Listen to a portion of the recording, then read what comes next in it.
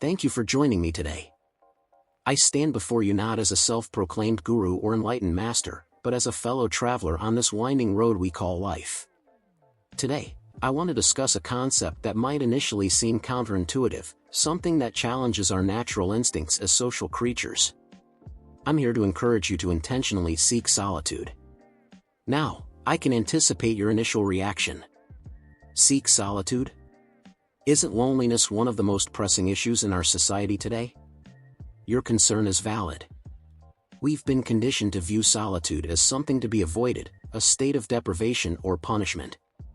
However, I'm here to propose that voluntary solitude, choosing to spend time alone, can be one of the most powerful tools for personal growth and self-discovery at your disposal. Let's begin by acknowledging a harsh reality. In today's hyper-connected world, true solitude has become increasingly rare. We're constantly bombarded by notifications, messages, and the endless chatter of social media. Even when we're physically alone, our minds are often elsewhere, tethered to the digital realm. We've become afraid of silence, uncomfortable with our own company. But it's precisely this discomfort that signals the importance of what I'm asking you to do. Seeking solitude isn't about isolation or cutting yourself off from the world. It's about creating space in your life for deep reflection, for getting to know yourself on a level that's simply not possible when you're constantly surrounded by others or distracted by the noise of the world. It's about developing a relationship with yourself that's as rich and meaningful as any external relationship. Consider this: how well do you truly know yourself? Can you sit in silence for an hour without reaching for your phone or some other distraction? Do you know what you genuinely want out of life, beyond the expectations that society has placed on you? These are the kinds of questions that can only be answered through intentional solitude. I'm not suggesting you become a hermit or cut off all human contact. That's neither healthy nor practical for most of us. What I am proposing is that you make a conscious effort to carve out regular periods of solitude in your life.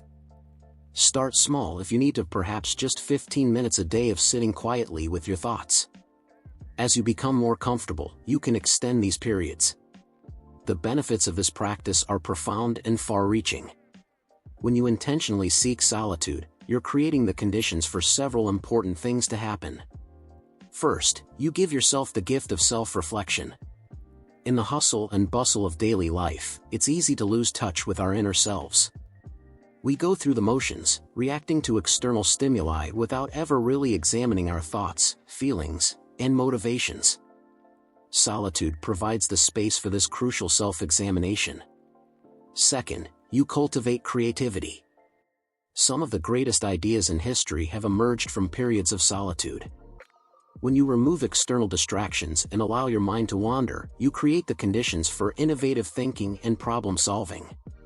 Third, you develop emotional resilience. By learning to be comfortable alone, you reduce your dependence on others for your happiness and well-being. This doesn't mean you don't need or want relationships, far from it. But it does mean that you're approaching those relationships from a place of wholeness rather than neediness. Fourth, you enhance your ability to focus. In a world of constant distraction, the ability to concentrate deeply on a single task is becoming increasingly rare and valuable. Solitude helps train your mind to stay present and focused. Fifth, you gain clarity about your life's direction. When you're constantly surrounded by other people's opinions and expectations, it can be hard to hear your own inner voice. Solitude allows you to tune into your authentic desires and aspirations. Now, I want to be clear about something: seeking solitude isn't always easy or pleasant, especially at first. Our minds are accustomed to constant stimulation, and when that's removed, it can be uncomfortable. You might find yourself face to face with thoughts or feelings you've been avoiding. You might experience boredom or restlessness.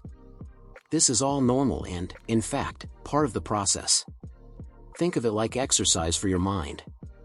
When you first start working out, it's often uncomfortable. Your muscles ache, you get out of breath easily. But over time, as you persist, you get stronger. The same is true for solitude. As you practice being alone with your thoughts, it becomes easier. You develop mental and emotional strength. Let me share a personal anecdote to illustrate this point. A few years ago, I was at a crossroads in my life. I had a successful career by most external measures, but I felt unfulfilled and disconnected from myself. I was constantly busy, always surrounded by people, but I realized I was using that busyness as a way to avoid confronting some hard truths about my life. So I decided to take a week-long solo retreat. No phone, no internet, no distractions, just me alone with my thoughts in a cabin in the woods. The first couple of days were torture. I was restless, anxious, desperate for distraction. But as the days went on, something shifted. I started to feel a sense of peace and clarity I hadn't experienced in years. By the end of that week, I had gained insights about myself and my life that have shaped my path ever since. I realized I had been living according to other people's expectations rather than my own authentic desires. I made some big changes after that retreat, changes that were scary at the time but that have led to a much more fulfilling life. Now, I'm not suggesting you need to take such a drastic step. But I share this story to illustrate the power of intentional solitude. Even small doses can have a profound impact over time. So how do you start incorporating more solitude into your life? Here are a few practical suggestions. Start your day with solitude. Wake up 30 minutes earlier than usual and spend that time in quiet reflection. No phone, no TV, no distractions, just you and your thoughts. Take regular walks alone, preferably in nature. Leave your phone at home or turn it off.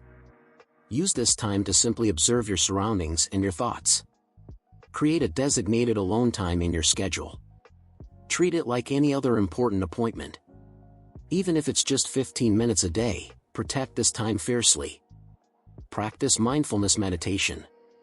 This is a structured way to spend time with your own mind, observing your thoughts without judgment. Take yourself on solo dates. Go to a movie alone, have dinner at a restaurant by yourself, visit a museum solo. Learn to enjoy your own company. If you live with others, communicate your need for alone time. Make it clear that this isn't about avoiding them, but about taking care of your mental and emotional health. Use technology mindfully. Consider having regular digital detox periods where you disconnect from all devices. Remember, the goal here isn't to become a loner or to avoid all social interaction. The goal is to develop a healthy relationship with solitude so that you can show up more fully in your relationships and in your life. As you embark on this journey of intentional solitude, you might encounter some resistance, both from yourself and from others. Our society often views the desire for solitude with suspicion. You might hear things like, "Why do you want to be alone? Is something wrong, or you're being antisocial?" It's important to remember that choosing solitude is not the same as being lonely. Loneliness is a painful state of perceived isolation. Solitude, on the other hand, is a chosen state of being alone that can be deeply fulfilling. In fact, research has shown that people who are comfortable with solitude tend to have better relationships. Why? Because they're approaching those relationships from a place of self-knowledge and self-sufficiency rather than neediness or desperation. Think about it. Have you ever been in a relationship where you felt like you couldn't be apart from the other person, where you needed constant contact and validation? That kind of dependency often leads to unhealthy dynamics. On the other hand, when you're comfortable being alone, you can choose to be with others because you want to, not because you need to fill a void. This principle applies not just to romantic relationships, but to all types of social connections. When you're at ease with solitude, you can be more present and authentic in your interactions with others.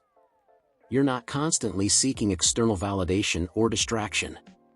You can listen more deeply, empathize more fully, and connect more genuinely. Now, I want to address a common concern that might be bubbling up in your mind. You might be thinking, "This all sounds great in theory, but I'm an extrovert. I get my energy from being around others. Doesn't this advice only apply to introverts?" This is a great question, and it's a common misconception. The truth is, both introverts and extroverts can benefit from intentional solitude. Yes, extroverts do tend to feel energized by social interaction, while introverts may find it draining. But this doesn't mean extroverts don't need or can't benefit from alone time. In fact, I'd argue that it's even more important for extroverts to cultivate a practice of solitude. Why? Because it might not come as naturally to them. An introvert might instinctively seek out alone time to recharge. An extrovert, on the other hand, might need to make a more conscious effort to create that space. For extroverts, solitude can be a valuable tool for balance. It can provide a necessary counterpoint to their naturally social nature, allowing for deeper self-reflection and personal growth. It's not about changing who you are, but about expanding your capacity for self-awareness and inner peace. Let's take a moment to explore some of the specific benefits of solitude that apply regardless of where you fall on the introvert-extrovert spectrum. Enhanced creativity. Solitude allows your mind to wander and make new connections.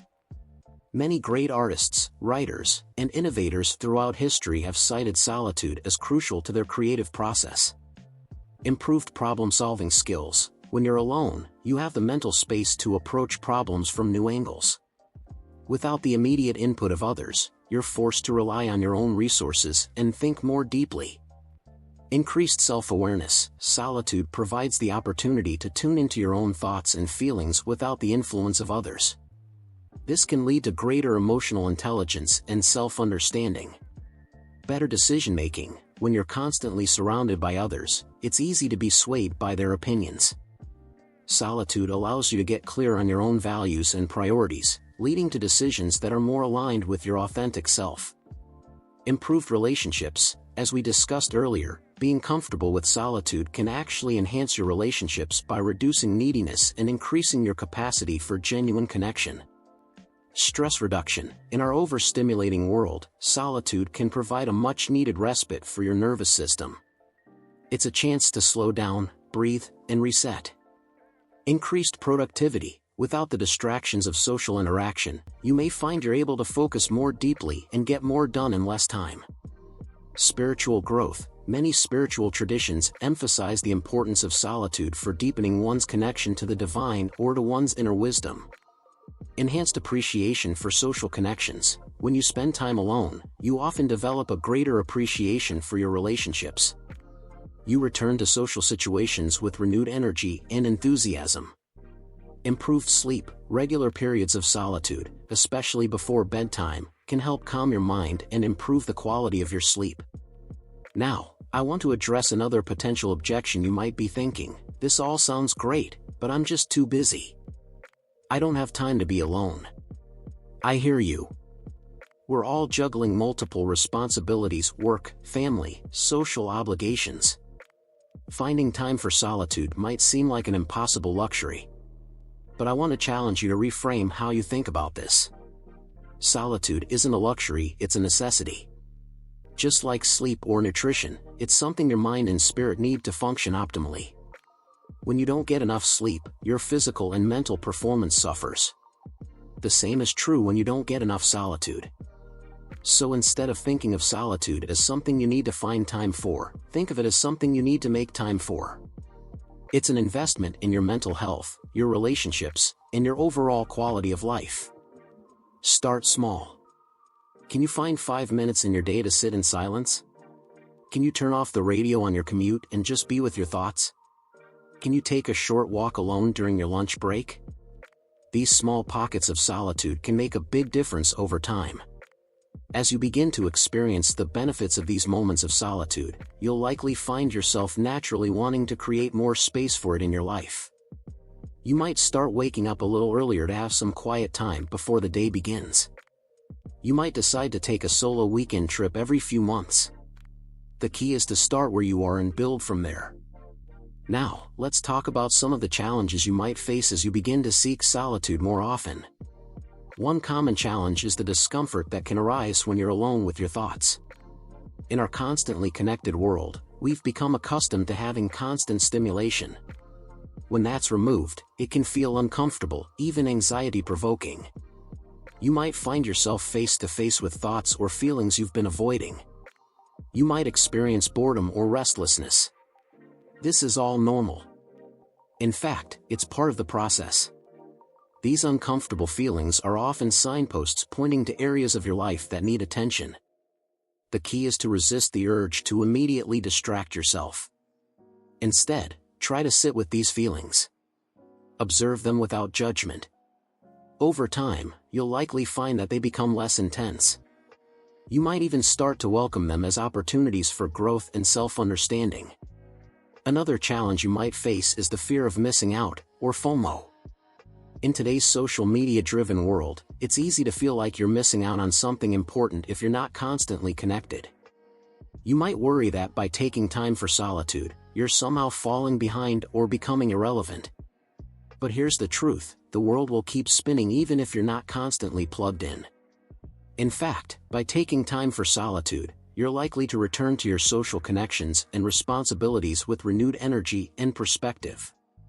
You're not missing out, you're tuning into what's most important. You might also face resistance from others in your life. Friends or family members might not understand your need for solitude. They might take it personally, thinking you're avoiding them.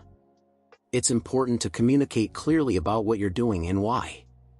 Explain that this isn't about avoiding them, but about taking care of yourself so you can show up more fully in your relationships. Now, I want to talk about a particularly powerful form of solitude, spending time alone in nature. There's something uniquely restorative about being in natural surroundings, away from the noise and distractions of urban life. Surrounded by trees or mountains or the ocean, we often find it easier to connect with our inner selves. Throughout history, people have sought solitude in nature as a way to gain clarity, find inspiration, or experience spiritual renewal. From Henry David Thoreau's retreat to Walden Pond to the vision quests of Native American traditions, there's a long history of using nature as a setting for intentional solitude. Even if you live in a city, try to find ways to incorporate nature into your solitude practice. It might be as simple as sitting in a park or as ambitious as taking a solo camping trip. The key is to immerse yourself in natural surroundings and allow yourself to be present with your environment and your thoughts. As you spend more time in solitude, you might start to notice some changes in yourself. You might find that you're more patient, more self-aware, more creative. You might discover aspects of yourself that you never knew existed. You might gain clarity about your life's direction or purpose. These changes often happen gradually, almost imperceptibly at first. But over time, they can lead to profound transformations. You might find yourself making different choices, pursuing new interests, or approaching relationships in a new way. One of the most significant changes you might experience is a shift in your relationship with yourself. Many of us have a tendency to be overly critical of ourselves, to focus on our flaws and shortcomings. Solitude provides an opportunity to develop a kinder, more compassionate relationship with yourself. As you spend time alone, try to observe your thoughts and feelings without judgment. Practice self-compassion.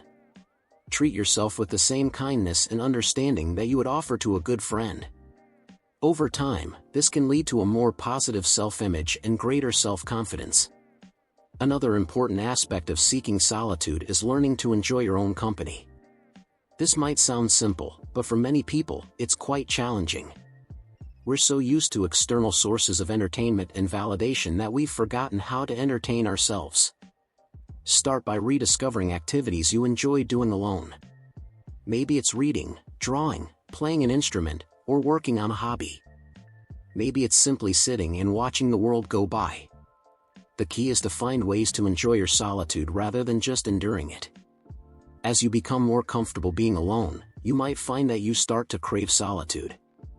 You might look forward to your alone time as a chance to recharge and reconnect with yourself. This is a sign that you're developing a healthy relationship with solitude. Now, I want to address a common misconception about solitude. Some people worry that spending time alone will make them selfish or self-absorbed. They fear that by focusing on their own inner world, they'll become less connected to others or less concerned with the world around them. But the reality is often quite the opposite. When we take the time to connect with ourselves, to understand our own thoughts and feelings, we often develop greater empathy for others. We become more attuned to the human experience, more aware of the struggles and joys that we all share. Moreover, by taking care of our own mental and emotional well-being through solitude, we're better equipped to show up for others. We have more to give because we've taken the time to replenish our own inner resources. Think of it like the oxygen mask principle on an airplane. You need to put on your own mask before you can help others. In the same way, by taking time for solitude, you're ensuring that you have the mental and emotional resources to be there for others in a meaningful way. As we near the conclusion of this talk, I want to emphasize that seeking solitude is not about isolation or withdrawal from the world. It's about creating a balance between your inner and outer lives. It's about developing a rich inner world that can inform and enhance your engagement with the outer world. The goal is not to become a hermit, but to develop the ability to be alone when you need to be, to find peace and contentment in your own company. This skill will serve you well in all areas of your life. When you're comfortable being alone, you're less likely to stay in unhealthy relationships out of fear of being single. You're less likely to make decisions based on peer pressure or societal expectations. You're more likely to pursue your true passions and live authentically. Moreover, the insights and self-knowledge you gain through solitude can enhance every aspect of your life. You might find that you're a better listener, a more creative problem solver, a more empathetic friend. You might discover new passions or rediscover old ones. You might gain the courage to make big changes in your life that align more closely with your true self. So I challenge you, starting today, to make a commitment to solitude. Start small if you need to. Maybe it's just 5 minutes a day of sitting quietly with your thoughts. Maybe it's a solo walk once a week. Whatever form it takes, make it a priority. As you embark on this journey, remember that it's not always going to be easy. There will be times when you feel restless or uncomfortable. There will be times when you're tempted to reach for your phone or some other distraction. In those moments, try to stay present. Breathe through the discomfort. Remind yourself of why you're doing this. And remember, this is a practice. Like any skill, it takes time to develop. Be patient with yourself. Celebrate small victories. If you find yourself avoiding solitude or falling back into old patterns of constant connectivity, don't beat yourself up. Simply acknowledge it and recommit to your practice. As you continue on this path, you may find that your relationship with solitude evolves. What starts as a challenge, forcing yourself to be alone, may become something you look forward to, something that brings you joy and peace. You may discover that in the quiet moments of solitude, you can hear the whispers of your own heart more clearly. You may find answers to questions you didn't even know you had. You may uncover strengths and talents you never knew existed within you. And as you develop this deeper relationship with yourself, you may find that your relationships with others become richer and more meaningful. You may find that you're able to give more fully of yourself because you're coming from a place of inner fullness rather than neediness or lack. In closing, I want to leave you with this thought: in a world that constantly demands our attention, that bombards us with noise and information, choosing solitude is a radical act of self-care and self-discovery. It's a declaration that your inner life matters, that your thoughts and feelings are worthy of your time and attention. So I urge you, seek solitude. Embrace it. Make it a regular part of your life. It may not always be easy, but I promise you it will be worth it. The relationship you develop with yourself through solitude will be the foundation for everything else in your life. Thank you for your attention today. I hope that as you leave here, you'll take with you not just these words, but a commitment to exploring the power of solitude in your own life. Remember, the journey of 1,000 miles begins with a single step. Your journey into intentional solitude can begin today with a single moment of quiet reflection. As you go forward from here, I encourage you to be brave in your solitude. Be curious about what you might discover when you're alone with your thoughts.